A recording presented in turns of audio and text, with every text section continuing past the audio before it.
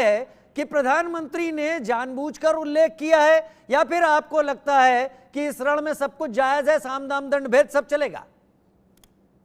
उनका नीति है, क्योंकि उनका उपज भारतीय जनसंघ से हुआ, भारतीय जनसंघ का उपज संघ से हुआ है। संघ का जो मूलभूत विचारधारा है वो दंगे पे आधारित है। 24 में दंगा कराया और 25 में संघ बन गया।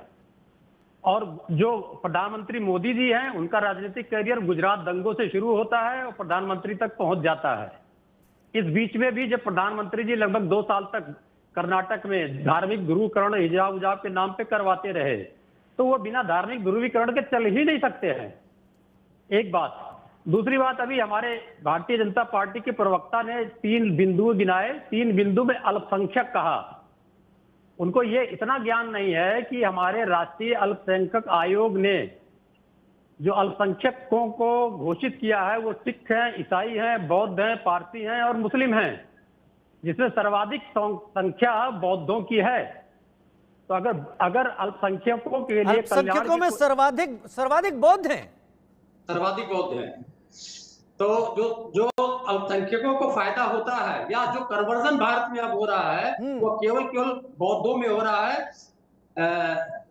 केंद्र सरकार का एक रिपोर्ट है, स्मृति ईरानी जी ने बताया था कि पिछले 10 साल में मुस्लिम पॉपुलेशन स्थिर है। रविंद्र जी, आपने मेरी जानकारी थोड़ा सा भ्रमित कर दी।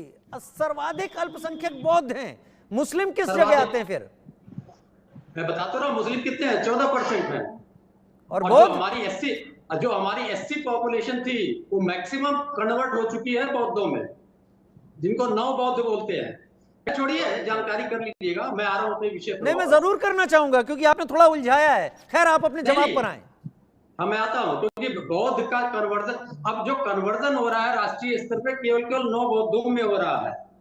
तो अगर इसको आप थोड़ी देर के लिए किनारे कर दें तो जो राष्ट्रीय अल्पसंख्यक आयोग है वह 5 समुदाय को अल्पसंख्यक कहता है। तो अल्पसंख्यक के लिए कोई भी योजना आएगी तो उसमें सिख, ईसाई, बौद्ध, पारसी, मुस्लिम सभी फायदे में जाएंगे। तो क्या अल्पसंख्यक की परिभाषा बदलना चाहते हैं भारतीय जनता पार्टी के प्रवक्ता महोदय? क्या उससे सिखों को बाहर करेंगे, ईसाइयों को बाहर करेंगे, पारसियों को बाहर करेंगे, मुस्लिमों को बाहर करेंगे? और अगर मुस्लिमों को बाहर करना है तो शुक्रिया मोदी भाईजान जैसे कार्यक्रम क्यों करते हैं? ये उनको राजनीतिक ध्रुवीकरण करना है, किसी प्रकार से करना है, क्योंकि उनकी पूरी की पूरी विचारधारा ही राजनीतिक ध्रुवीकरण पर आधारित है।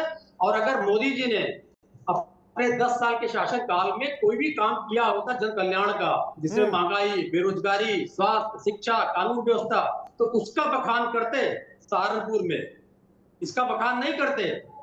अगर उनको उदाहरण चाहिए तो मुजफ्फरनगर में दंगे कराए इन लोगों ने, और इसका आरोप किस पे मढ़ेंगे वो? क्योंकि न्यायालय ने तो इनके विधायकों को सजा दे दिया, इनके कार्यकर्ताओं को सजा दे दिया। तो इनके मूल चरित्र में दंगा है, उसका बखान क्यों नहीं किया मोदी जी ने?